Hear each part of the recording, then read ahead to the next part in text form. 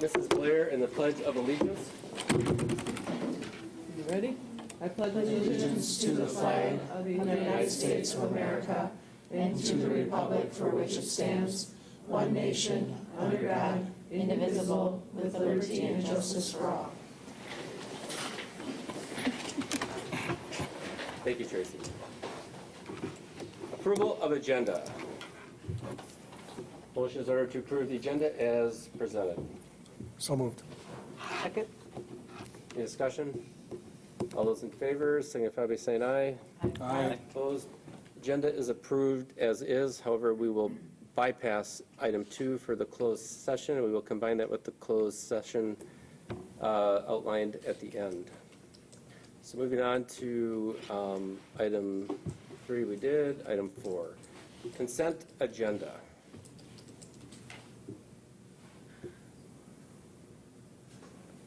So moved. So wait, hang on. So a motion to approve the consent agenda as presented.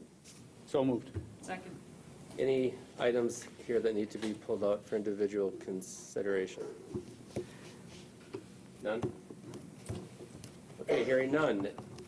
All those in favor signify by saying aye. Aye. Opposed? The consent agenda passes in gross. Item 5, student representation.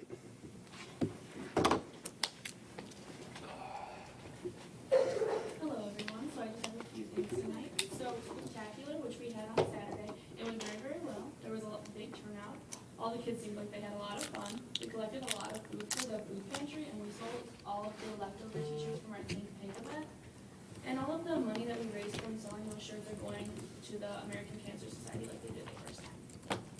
Our MHS choir had their fall concert on October 22nd. Our girls varsity tennis team won runner-up in Wisconsin D1 state championship, which was huge for us. The girls varsity volleyball won the regional championship and are now headed to sectionals, which will be on October 31st. Location TBD, is there. Our varsity football team had our first playoff game on Friday against Milwaukee Pulaski, and Muskegon won 49-0 due to a forfeit. Tomorrow, the boys varsity volleyball team has a sectional game at 7 p.m. in the Salentine Gym here. Our girl cross-country team qualified for the state meet. 2 boys in our cross-country boys team qualified for the state meet. And then our girls swim placed 3rd in their conference meet. Any questions? Hearing none, thank you. Thank you very much. Okay, moving on to item 6, superintendent's report. Dr. Thompson. Okay, well, it's my pleasure to introduce the Muskego High School administration. They'll be doing their presentation and report to the board. Making sure you're... Yeah, whenever you're ready. Whenever you're set. Mr. Dunbar out on a mission. Come back. You know. So we're going to do a short little dance routine just to keep you off. Just to keep you, okay, we're good with that. We, I'm warmed up. Okay, you want to go first or should I? we'd like the one at the Pepper Rally. I like that one. That was a good one. I don't If you could have- come in with your cane and your hat, and that would be great. I don't know what you're talking about. Genuinely, we look forward to this opportunity. It's really cool to be a part of this. It's just to echo the words of Ms. Warwick. The most exciting part about this is it truly is a team approach to things. The success and the awesome things that are happening at high school, we talk all the time, it's a systems thing. Kids don't show up in 9th grade with this huge, ginormous set of skill gaps and deficits that we have to work our tails off to possibly get them on the right track.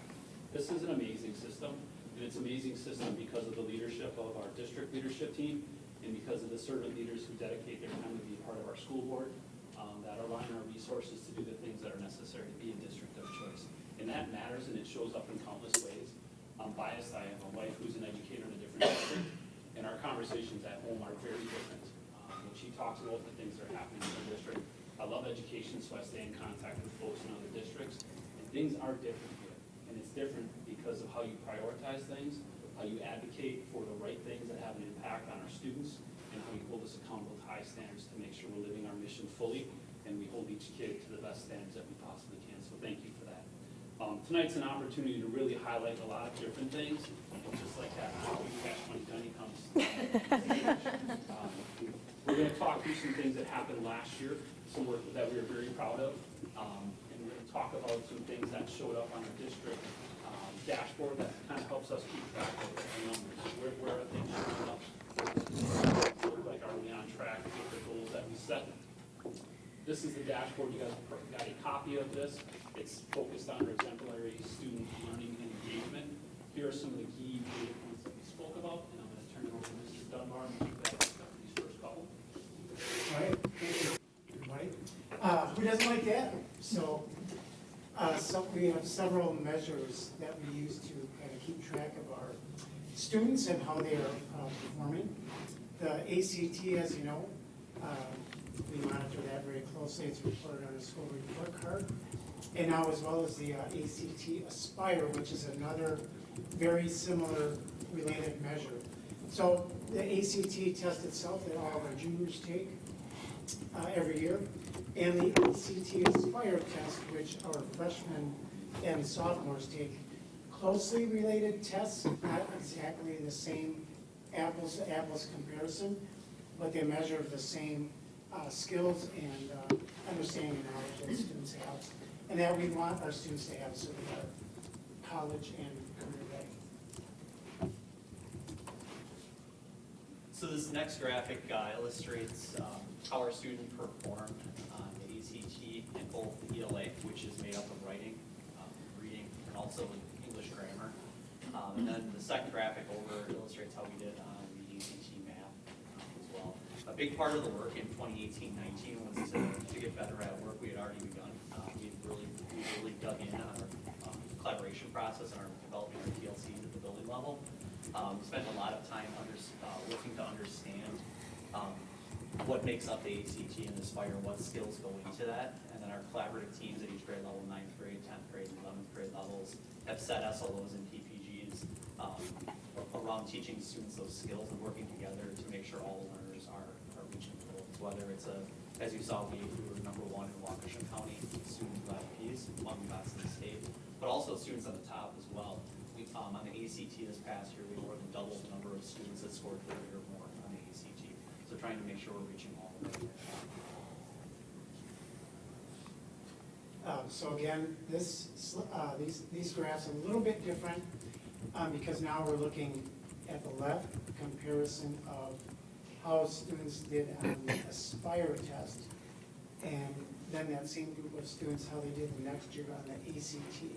So a little bit different measurement, and we particularly chose these two subcategories. On the left is a subcategory of the reading test itself called Identifying Key Ideas and Details.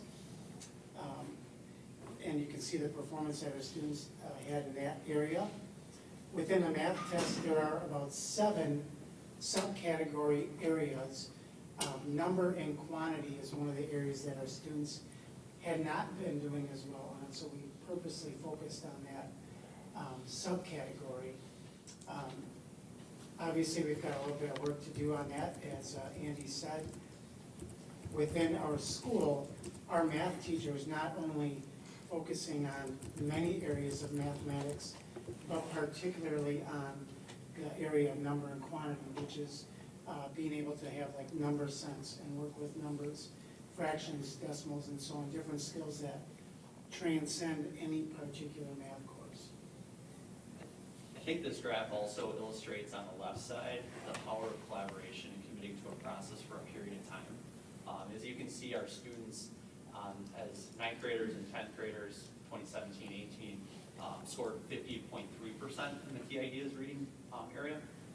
You can see growth on the ACT 2018-19. We had a group of teachers at this building working on that particular skill for several years.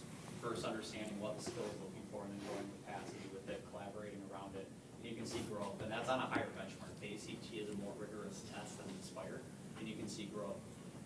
On the right side, you see an opportunity. That's a skill we're still trying to really wrap our heads around, and our collaborative teams are just starting to dig into it. We're optimistic we're going to see similar growth over time on the right that we do on the left. A couple of cool things as well with the proficiency in the reading score. That is an example of the buy-in of our whole building. A number of our staff members, I'll talk about our FACE department or our BMIT department or our tech ed department. When you have folks who chose this profession to teach a building trades class, investing in trying to help students become better, more proficient readers, developing close reading skills, that's when you get some pretty cool buy-in and you start to see the movement of that. So that's a collective effort of a whole lot of different teachers who are buying into this as an important goal. The other part on the math goal, they mentioned before, we're learning a lot about the test. Well, we learned that the ACT has 3 questions that measure proficiency in number and quantity. So our margin for error, if our students got a question wrong on the junior level ACT, wasn't the same. There's a lot more questions on the ACT Aspire, so on some levels it was probably a more accurate measure. We're still concerned on that number. We're still spiraling it through our content and our curriculum to make sure that we get better at it. What we also learned was that the highest leverage target, so we actually shifted that target for this year from SLO standpoint on the ACT. Any questions on that before we move on?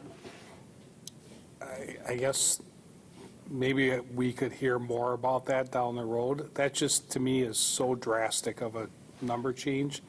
That's like highly concerning to me. So maybe we should get an update on where this is going.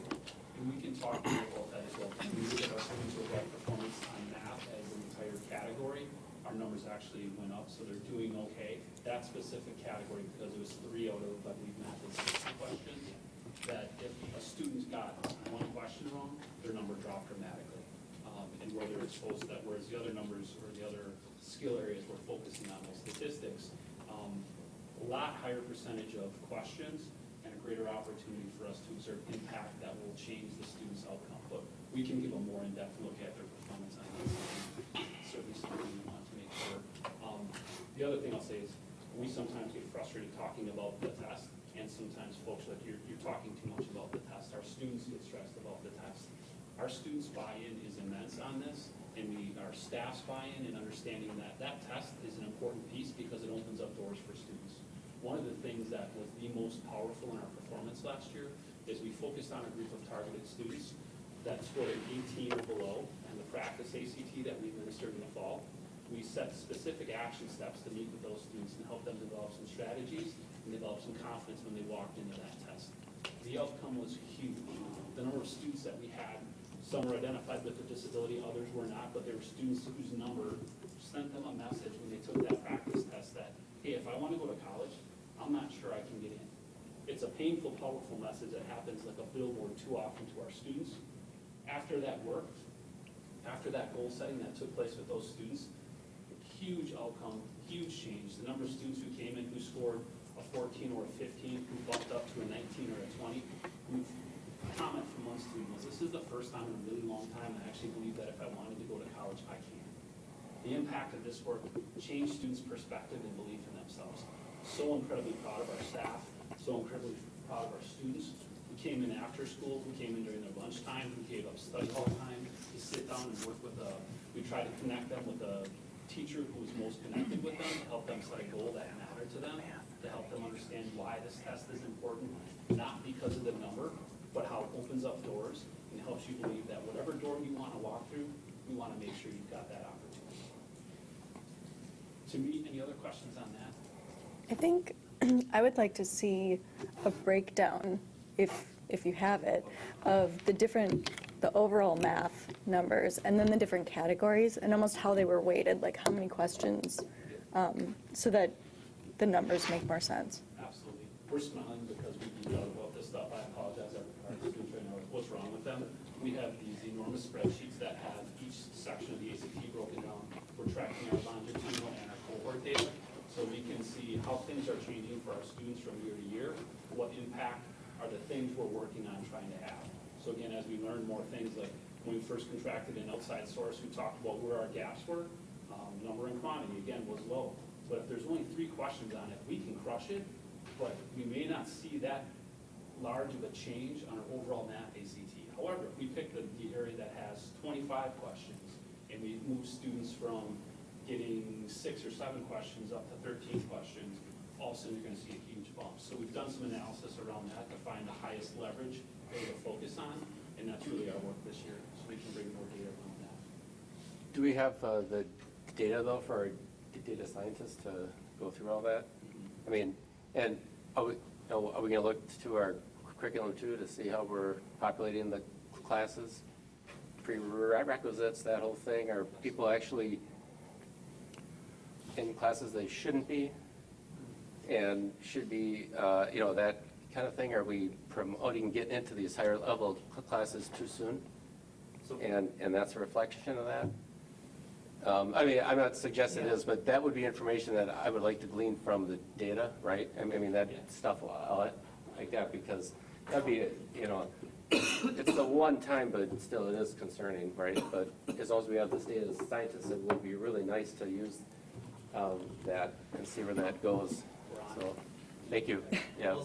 Because you have a multi-part question too, which is, I think, kind of highlights some of the other work we're currently in the middle of doing is, we're, part of our curriculum review cycle is to analyze what gaps are showing up in the curriculum and embed that back into our curriculum to make sure that it's being taught at each level.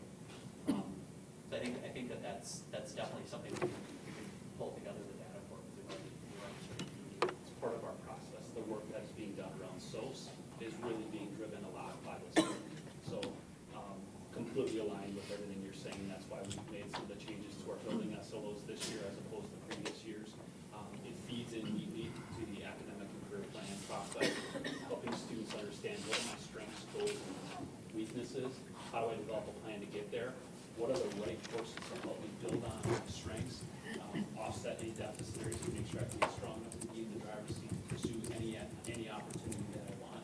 It all really comes together. And I think, again, going back to the initial conversation, that's a systems thing, and our district has aligned resources, has aligned our work from a district level all the way down to the building level, and it actually extends K-12 for the social conversation. So it's really inspiring to be a part of work that feels so closely aligned. Our PD has centered around those things, so helping our staff understand, okay, if I know this is the content and this is the skill I have to teach, what if I don't have the instructional strategies to fully meet the needs of all of our learners? What if we have a student who's struggling with executive functioning, and that's where the barrier is showing up? And I maybe not have had any training with it. How do we help create the right collaborative support so we can help build up their skill set to ensure that every student that walks in that classroom walks out having mastered these skills? Can I add something, Tom? Yeah. Specifically related to the math question, during the review last year, one of the things that we noted with number and quantity specifically, a lot of those standards on the ACT are measuring 7th and 8th grade math skills. And so what we noted was students who were accelerated a year, 2, 3 years in math have actually just been so far removed from those skills. And it's not that they can't do it, but that they just haven't been using them. And so there's some intentional actions around spiraling review curriculum this year, always bringing in the pieces that we know we can spiral through as it relates, just to keep things fresh for students. Our teachers at Lake Denoon in 5th grade piloted some work with that over the last couple of years, and their results have been phenomenal. Over 80% of students proficient there. And so with that practice, we ended up taking that through grades 5 through 12 to continue to come back around things that we know are irrelevant to curriculum, even though they might be skills that were taught in previous years. Because the data would suggest that our students in the middle level are proficient in those skills, but every year that they're removed from it, they just lose a little bit more. So that would just suggest that it's just the lapse in time between when it was taught and mastered versus where they are in school. And so that was a particular noticing that we had with our accelerated students. And those students also just need a quick reminder, like this is how you get it, and they move and they get it and they understand, so. It'll be nice to see the data, because I think the math portion of the ACT, there's no calculus, right? It's just algebra. So it'll be interesting to see where the data shows and then compare it to what, we're doing. So you can take the ACT multiple times, right? Is this just off the first time somebody takes it, or is it the highest score that somebody achieves? This is our joyous all school state scorecard. So that's the data we use for this presentation. However, when we analyze it, we take a look at the students' practice ACT that we administer in the fall. We take a look at their junior ACT, and then we can also access that data in their senior year, and oftentimes their numbers go up as they're exposed to the right curriculum and content, reinforcing those skills. So, so we could have a bunch of students who retook this and we take that data versus what they did the first time, we might be closer to our goal. It's a data point that we factor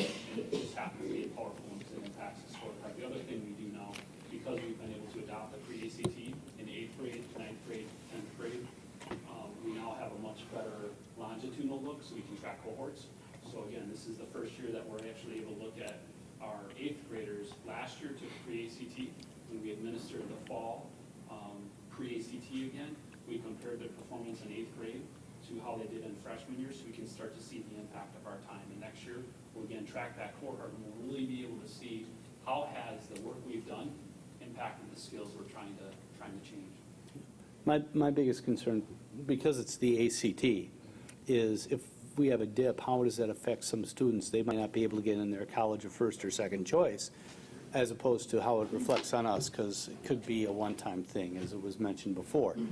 To me, a one-time thing, it's going to happen. We know it is. There's going to be a fluke. There's going to be something weird in the test that maybe we didn't prepare for as properly well as we could. But the ACT has so much impact on a student's life for college. That's the most concerning thing. So if this is not reflecting a second or even a third testing, then I'm a little more comfortable with it. But it's still, yeah, knowing that you have a lot of work to do to get that where you'd like it to be. Can you just clarify something for me, and if I missed it, I'm sorry. But the ACT Aspire and the ACT, but what was that, the quick, so they're not the same? No, so the ACT Aspire okay, is good that- in grade 9 and 10.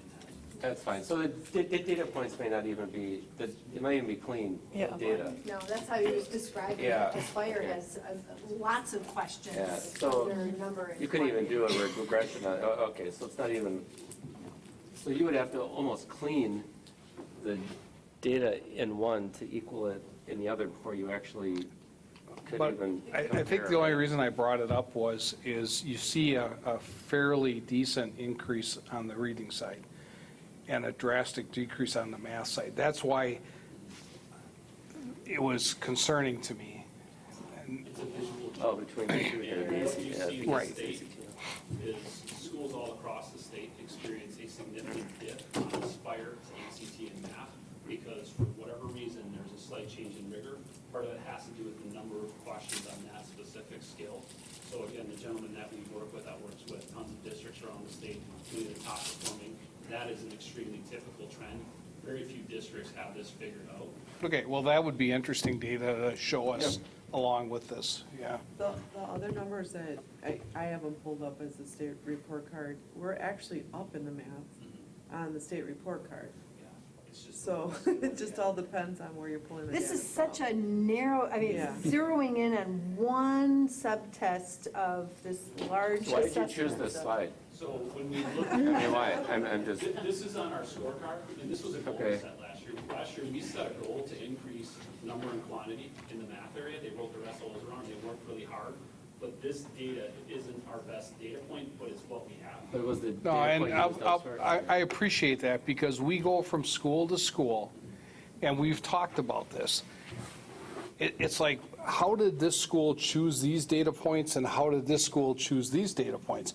Well, they're showing us the best of their best, because they want it, so I'm sitting here thinking about this, and I'm like, you know, Is it's. this the best? It is, well, but it is about time that we're seeing both sides of the coin, because we don't always see that when we go to schools.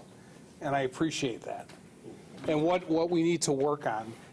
But you have to agree, we typically see what's going to have the most positive light for that school. We have to allow for our students' growth mindset, so when we set that goal, we have to own it. And we're gonna get better at that, we really are.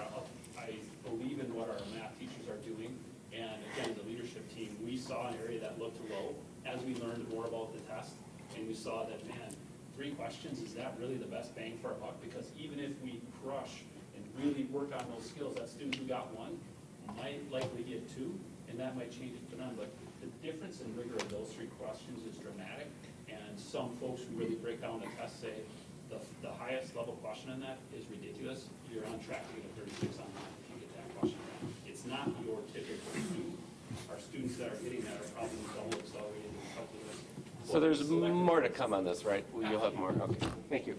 The only thing that makes me nervous about this whole concept that you're presenting is that you're focusing on the test and those 3 questions and not the big picture.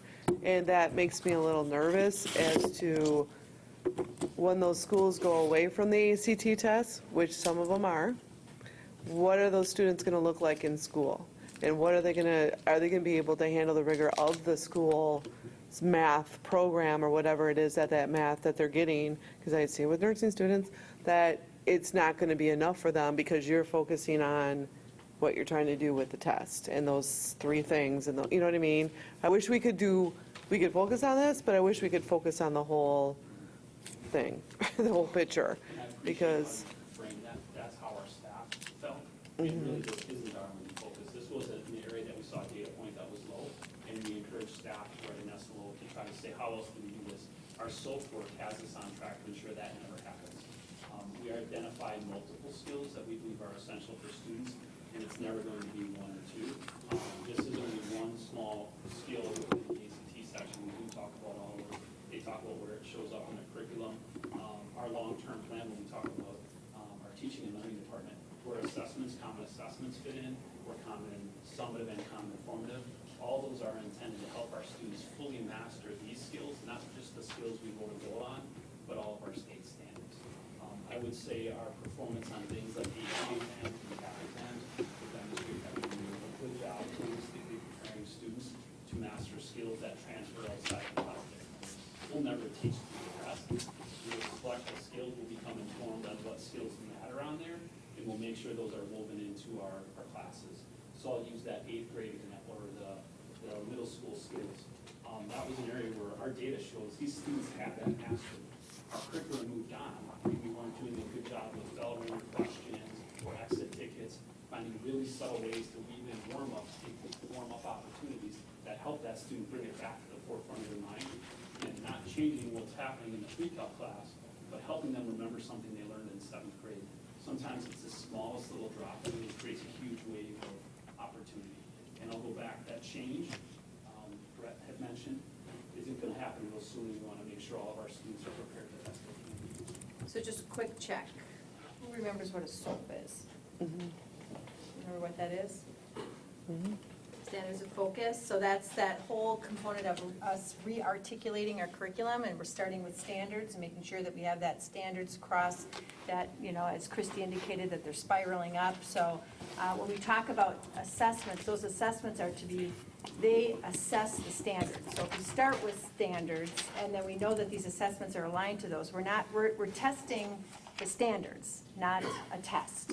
And so we have to keep remembering that. So SOAPs are our standards of focus, and those are the things that we're really putting a lot of time and energy on K-12, so that we're making sure that all of the key standards within Common Core and ACT are addressed throughout our curriculum. The other thing that's been mentioned a couple of times are SLOs. Does anybody know what an SLO is?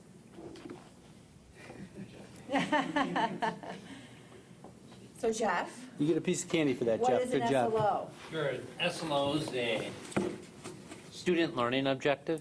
Our teachers are required through educator effectiveness or our teacher evaluation system across the state to design a student learning objective that has them look at previous year's data in areas that we need to grow in and articulate what those goals are going to be, and they work collaboratively with either their department or the grade level team to be able to accomplish those student learning outcomes. So there's the next level of goal setting. So if you think about it, we have teachers setting goals, we have students setting goals, we have principals setting goals, and we have the district setting goals. So, and they're all aligned. So, thank you. Just wanted to make sure we were all on the same page. Okay, go ahead. Todd, I should go to the next slide, but I just want to sneak in one more thing, because I think it goes to what Mr. Hyde was saying.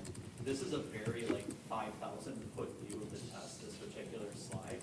A bigger, maybe 20 or 30,000 foot view would be to look at the composite score number. And last year we went from about 21.6, which we had for a couple of years, at 21.9 being the final number. So we did see growth. And I think to Kelly's point that growth is around specific standards, which means kids have skills that will transcend beyond just a test, is important. So I think that's a bigger, a higher level view that students are doing better on the test. And I'll add, just to help, big picture view. So composite was kind of steady, went up. Last year's number and quantity was actually 41. So even though that little self-measure went down, our overall composite went up. So again, it's just kind of it's nice. I share your concern because the ACT is a big deal. But the 30,000 foot view is important to keep on top of too. That's what colleges look like. Other questions? Thank you for this, because like certainly trying to fit a lot into a short presentation and wanted to highlight the things that we wrote as a goal. We feel it's a responsibility to come back and be transparent about the work. And I love this because it's a perfect transition into student engagement. Our passion as a leadership team is 100% centered around keeping your students engaged in the work is what's going to change lives. When a student feels connected and like a valuable part of your community, the likelihood that they're going to give their best effort in whatever it is they're a part of goes up exponentially. So it shouldn't matter if it's a classroom activity where they're given a cue to say, hey, come up with a unique way to promote what does it mean to be a warrior and the different things they do there. Or it's things like homecoming week when you walk through these halls and it's like you stand out if you aren't dressed up in some type of costume. You could walk into a calculus class and see a student actually completing calculus on a scroll. That's how into character they got. Our students love being a part of this high school community. They're highly engaged. It doesn't matter what the activity is, and it has a profound impact. It shows up in different things when you think about the ACP process, the academic and career planning. Yes, we're talking about a test, but our student service team, our entire building has rallied around the academic and career planning process to say, why does this stuff matter? What does this test mean to me? It's one snapshot in time of who I am. What does my course selection process really mean? Why am I taking this class? Connecting the learning activities to their hearts to say, why would I take this class? How do I find my passion in life? So when I walk across that stage at the end of my 4 years, I have a passion. I have something that I'm excited to go be a part of. So we were through a 2-year rollout. Last year, we had 100% of our students as a part of that. That hopefully will connect to more of our students meeting all 4 college readiness benchmarks. This is another one of those goals that we chose to set because we believe it's a really rigorous goal. Getting students to excel in all 4 areas, not just perhaps their area of strength or the area that they're most passionate about. We want to have our students completely in the driver's seat. I don't want to tell a student whether they can or can't go to college, whether they should or shouldn't go to college. I want them to have the opportunity that after they fully experience their high school career, that if their heart is driving them in a pathway where they have a career that they want to do, that they have that choice. We've heard from many of our Connect Academy students who are getting further exposure to different careers, and they'll hopefully be informed and really have had a firsthand experience to say, this is something that I'm excited to do. The purpose of my education is to open up doors for my future so I can be a successful citizen, hopefully in our community or somewhere in the state or in the country or across the world. Other things that connect to that, not only does culture matter immensely for our students, it matters for our staff as well. I can't stress enough how the success and momentum that's happening here has to do with a lot of teachers that really genuinely believe in our mission statement, and when the staff genuinely cares about the work they do, our students feel it. Our student engagement is a reflection of how our staff feel being a part of the work we're doing. They understand the privilege they have to be a teacher and to stand in front of a group of kids every single day to try to connect with their hearts and minds and help them fully become the young adults that we know they can be. We're excited about where our numbers are. Sometimes these numbers get a little bit sketchy too. What you've done as a district to say we value this work around student engagement, staff engagement, I can't stress enough how much that matters. These numbers are great, but it's also a little bit skewed. From a high school standpoint, that number puts us in the 95th percentile of districts across the nation who care enough about student engagement to say, we want to align a goal, we want to work with outside sources to help us focus on this work because it matters to us. It's not an average district that says, we want to work with this. It's a district that genuinely cares about its staff and its students. So thank you for that. We're extremely proud of that. We want to make sure that continues because when that's happening, you also have staff retention. I really believe one of the biggest barriers to great successful education is turnover. And if you're losing your best teachers to other districts because they don't feel valued, our students suffer. You guys have done a remarkable job showing our staff that you care. You invite people to board meetings like this when a coach has success, when a teacher has success. Sometimes it's the smallest little things that send a huge positive message of how much their work is valued. So thank you for that. And it's also fascinating when you look around and you have groups of people that are willing to dress like a fool and dance in front of 1,700 superstars. That's saying something. Not a whole lot of people really enjoy looking like a fool, especially in today's day and age where everything's captured on video and shows up in all these different places.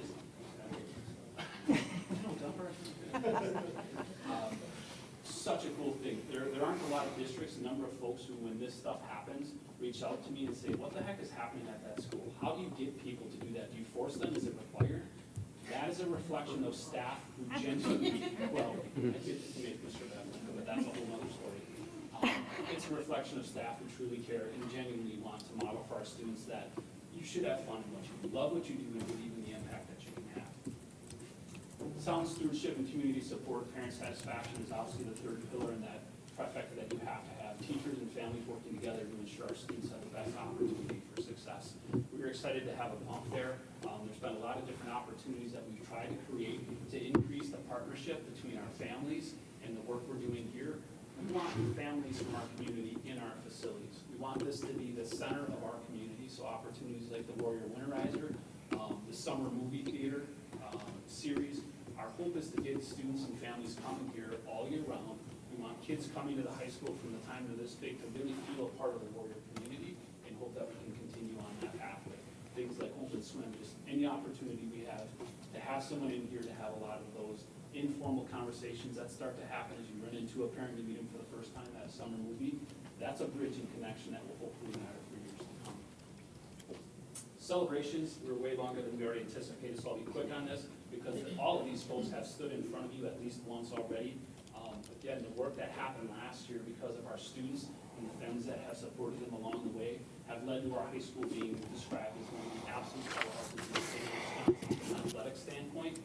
But what makes me even more proud are things like winning the Awards of Excellence from the WIA. This isn't about winning and losing. It's about what are you doing to teach leadership to your student athletes? What are you doing to teach them about sportsmanship? What are the different things you're doing to hold them to a high standard from an integrity standpoint? And are you actively capitalizing on the opportunity you have to hook student athletes' hearts and minds to understand the privilege it is to be an athlete and how you're often looked up into a school community? So things you heard about, things like Women of Will. Last year was our first year with an athletic leadership council, and the work of our student body led to some really powerful things, and it was great to see that work recognized and honored by the WIA. We also had multiple coaches win Coach of the Year awards both nationally and locally. Our students competed across the nation in multiple clubs and activities, won significant awards. I can't say enough. Someone asked the question, how will our students go out and compete on things like the ACT? I will put my dime on the Warriors. Our students prove it in countless ways. When they go and they engage in things like robotics, FBLA, the engineering programs, our students are doing fascinating things. And it happens because a whole lot of people believe in them, push them, hold them accountable, support them when they fail, encourage them to understand that failure is part of learning, and you will get knocked down. We'll lift you back up and get you right back on the right path. We also had teachers recognized as Teacher of the Year in their state organizations. Again, can't say enough. What matters, having staff that love what they do and are willing to work extremely hard to ensure that our students have the best opportunity possible. Again, people like this got to stand in front of you, and sometimes it might feel like just a certificate. They come back and they talk about it, and not a lot of districts align their time and energies around recognizing and celebrating things like that. Looking ahead, next steps for 2019-20, our passion is to continue to try to fully live our mission. So when we see areas where we're not hitting it, we're going to own that. We're going to say, here's what we're going to do about that. One of the things we're really excited about from a district standpoint, how we've aligned our eye on the goal to better match the work that's showing up on the state scorecard. So what are the things we're intentionally doing that will help impact student achievement? So when we look at our things like the ACT, our pre-ACT, and the Aspire, how does that show up here? How does that connect to the work we're doing with our standards of focus work? And we have specific action steps around things like closing the gap. So our students that have been traditionally marginalized, what are we doing in the classrooms to ensure that those students have the best support possible? So when they take things that may or may not open a door for their future, like the ACT, that they've got the best chance possible. We proved last year that our staff can do it. They were so excited about these goals moving forward. We're staying the course with that. The meat behind our work is strengthening our collaborative teams, ensuring our staff are working together and talking about the data behind students that are getting it, the students who aren't. How are we pushing and extending the learning for our highest learners, and how are we supporting the students who might be falling a bit behind? So Todd, on that note, so last year you were ranked at 71.1%. What is your goal for this year? Like, what are you guys trying to achieve? Because that's, you're under expectation, or Meets no, meets. expectations. We were, yeah, And I'm sorry, we were offended, well, not offended, maybe not the right word, very disappointed in that. We believe that this is a district that significantly exceeds expectations. Our goal is to significantly exceed expectations. We believe that we have the best students in the state, and we have the best staff in the state. We should be performing the way that we did there. So last year, our data's embargoed, so if you see, I kind of was tricky with how I did them, right? So at a school board meeting, I had something embargoed out there. We had a nice bump last year, but it's not enough. We know what we need to do to get where we want to be, and our staff is really passionate about that because they believe our community and our students deserve that. So that'll be released November 11th, is that it? Something like that? 13. Okay. Is there some data that's coming from, like, not so much just the education part of it, but also from the students or the staff that's incorporated in this number that you're seeing? So the state scorecard? Yeah, they no, didn't survey okay. any of that. It's simply, So it's it's really based just on the data. ACT and the Aspire only. Okay. In this last year's the first Because year I know when you look at the one, it's talking about language and like percentage of graduation rates and stuff like That's in that. there. That's the, on track for post-secondary, so graduation rate, attendance rate, and then, but the first three are all academics. And the first Rather three ACT. used to only be the ACT. This is our first year where the first three include the Aspire 9 and the Aspire 10. So what that will do is hopefully, in theory, help districts from having huge ups and downs. So it was not uncommon for high schools across the state to be exceeding expectations, to dropping significantly the next year, to bouncing up again. And that's really a challenge because I will tell you the staff didn't magically get worse, the students didn't magically get worse, but sometimes small cell sizes or small populations within your building, so you didn't have 20 students in a certain area. One year you might have 20 students, and all of a sudden that becomes a significant percentage of your score. And then the next year you just dropped one student in there, so now that part disappeared, and it didn't have as profound of an impact, and your number jumped up. And really, they didn't change their practice anywhere. The new formula of including Aspire 9 and Aspire 10, so you really have 3 years of data to measure a school, will be a more likely accurate prediction of really where a school's at. We've done a ton of work in, again, learning what goes into this and understanding how the Aspire feeds into it, how those skills are connected to the pre-ACT that we offer, and then eventually the ACT. I mean, because we dropped in graduation rate too, and so I mean, I was just curious, are we just working on just math or everything in? All of the above.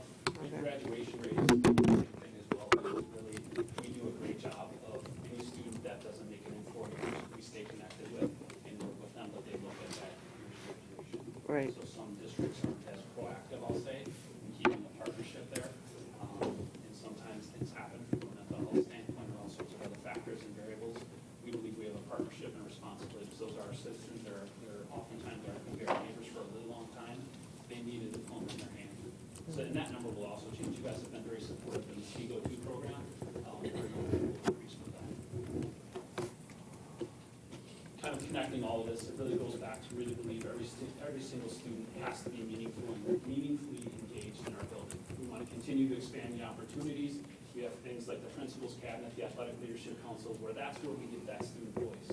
We think we have great ideas as adults, but really what we need to hear from our students and ask them what's working well, what areas do we really need to improve upon, and how do we continue to make this a place that they feel safe, that they have an adult that if they're having a challenge or some type of adversity, that they've got a great sounding board where they can be a part of that.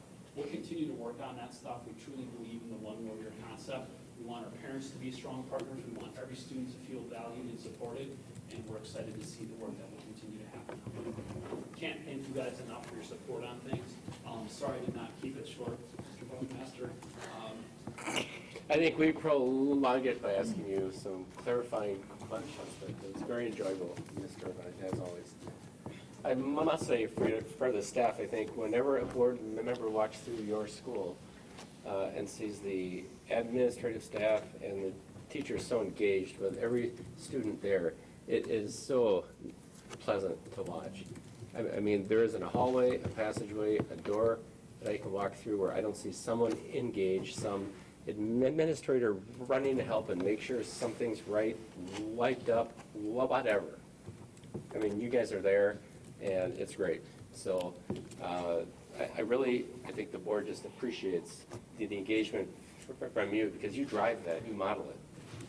And so, thank you. It's our pleasure to be with you. Thank you very much. Thank you. Any other questions for the team? Thank you for hosting, we appreciate it very much.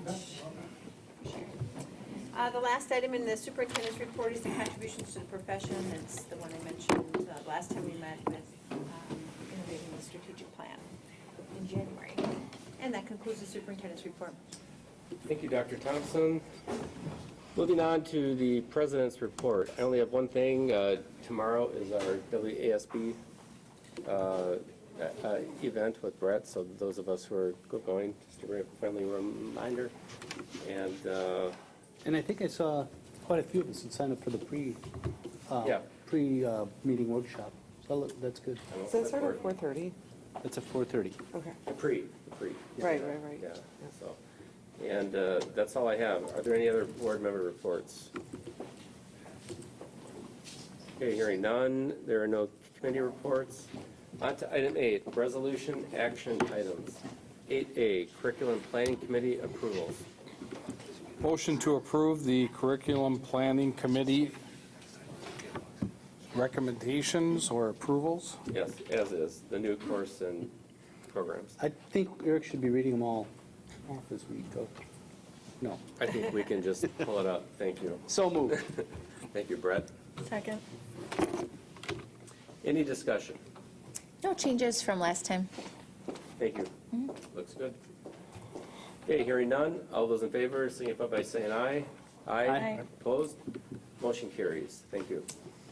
Item 8A, B, I'm sorry, item 8B, wait.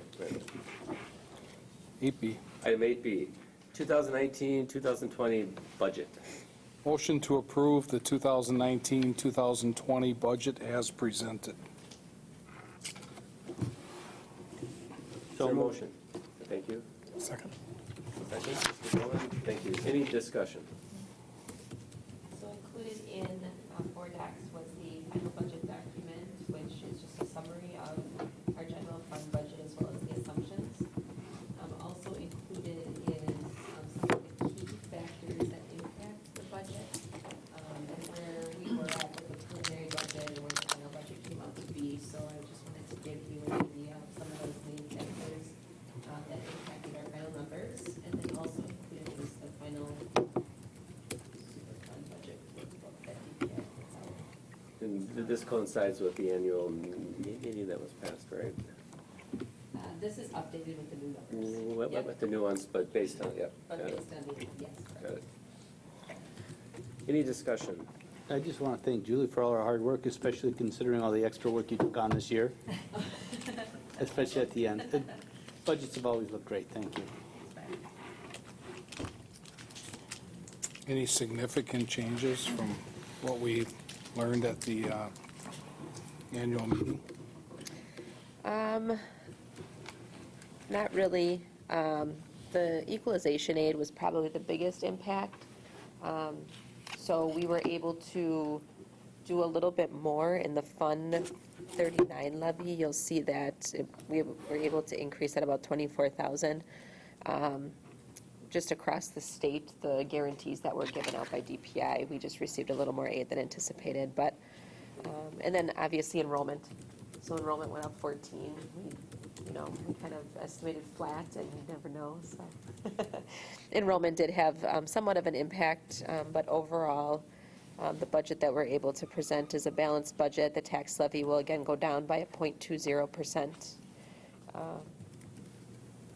And we had a few factors, a few special ed IEP-driven aid positions and teacher positions that needed to be added this year as a result of, like I said, specific student needs. So we were able to absorb that into the budget with the changes.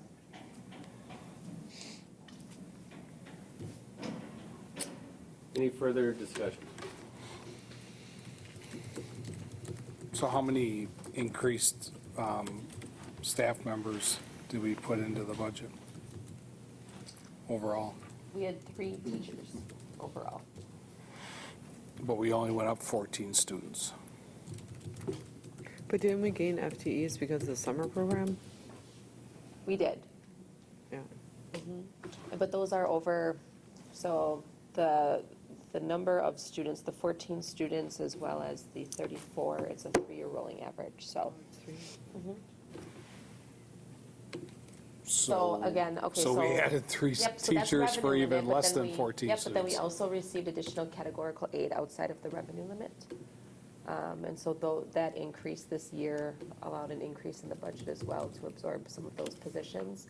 And then also, when we look at our attrition, so when we have teachers retire or any of that, and we look at our overall personnel budget, we hire at less than what's retiring out, and so we have money that we realize savings there as well, so we can use that toward. I get all that. I guess I'm still questioning why we're adding 3 teachers when we have minimal or zero increase in enrollment. Oh, I'm sorry.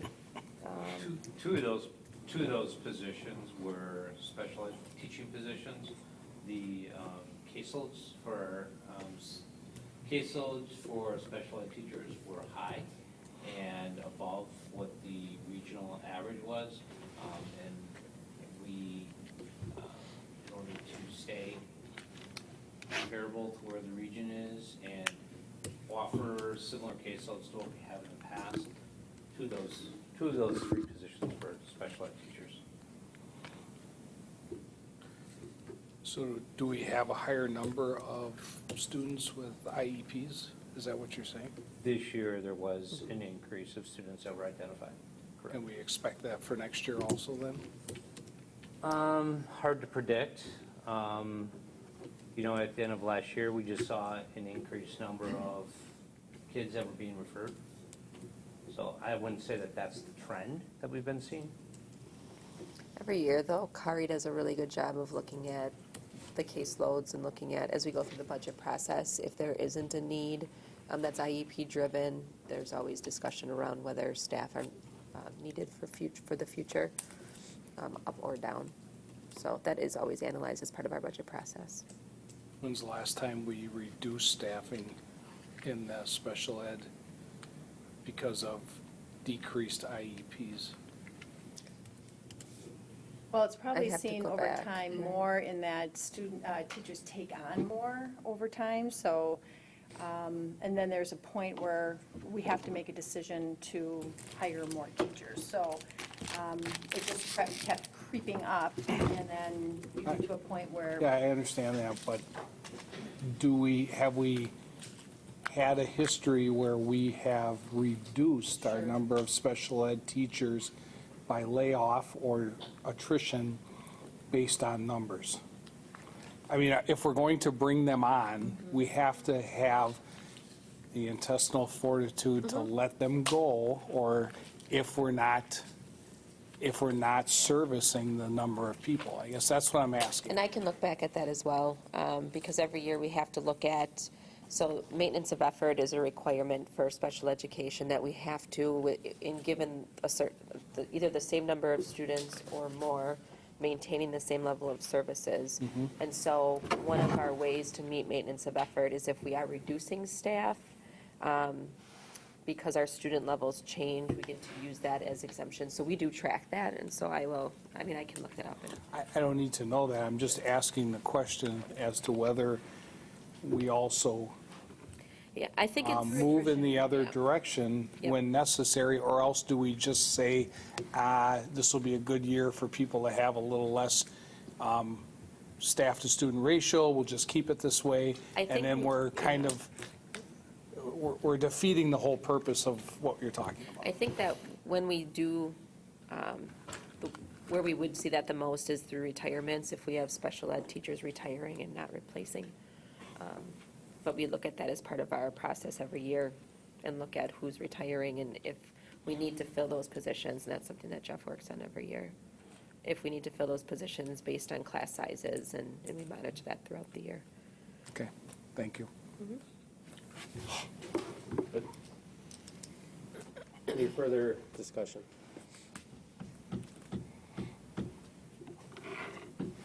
Hearing none. All those in favor signify by saying aye.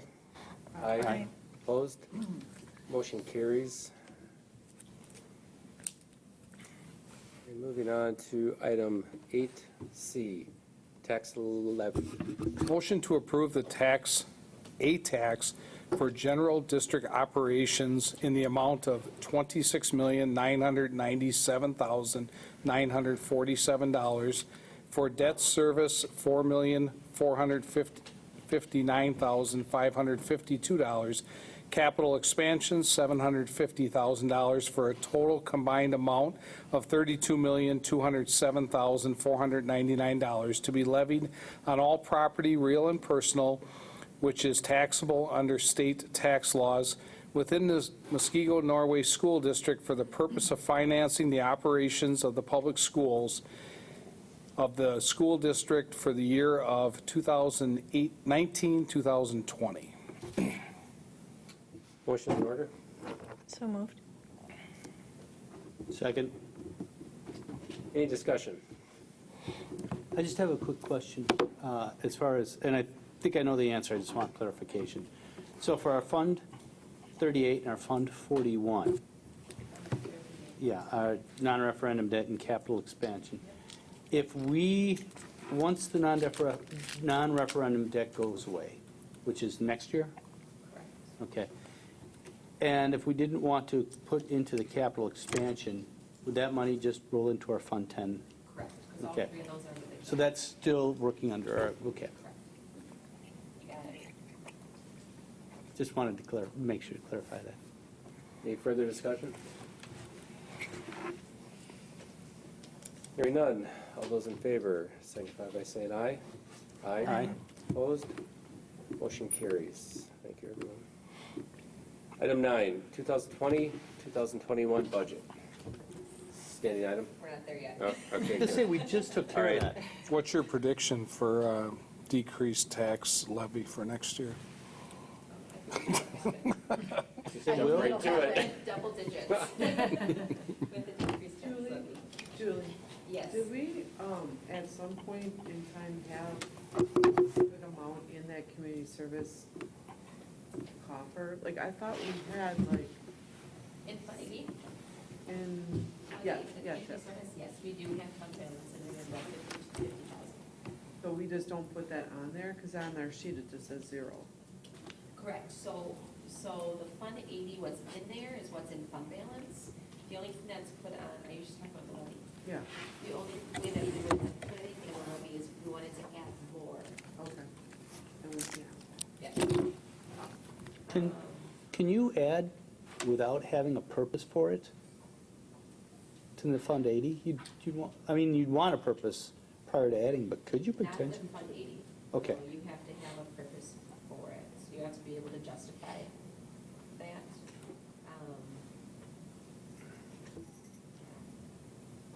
Thank you.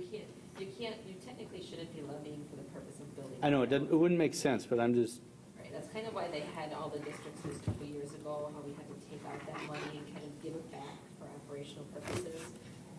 That was trying, I think districts were doing that, but they didn't. That's what I was wondering, is that gonna just drop off? Like, Couldn't will what? we always have that on there? Unless we spend it. yeah. Oh. We have to okay. have a You have legitimate to put reason. it on there even though, okay. Right. Got it. They're looking at it. But I thought it was just that the statute was written that they're spending up the money, not lending, not that anybody was lending, they were spending that money. The levy is Any other discussion on? Okay, moving on. Item 10, information follow-up. Monthly financials. Get your personal information, and I have no communications and miscellaneous business. Any other information for follow-up? Okay, moving on. Item 11, vote for closed session. We'll vote for closed session pursuant to Wisconsin statute 19.85, sub 1, sub C, for the purpose of considering employment, promotion, compensation, or performance evaluation data of specific employees over which the board has jurisdiction, specifically salaries, and 19.85, sub 1, sub G, for the purpose of conferring with legal counsel for the government body who is rendering oral or written advice concerning strategy to be adopted by the body with respect to litigation in which it is likely to become involved. We will only be going back into open session to adjourn. No action will be taken. Motion is in order to go into closed session. Second. Any discussion? All those in favor signify by saying aye. Aye. Opposed? We are in closed session and will only go back into open session to adjourn. So we can move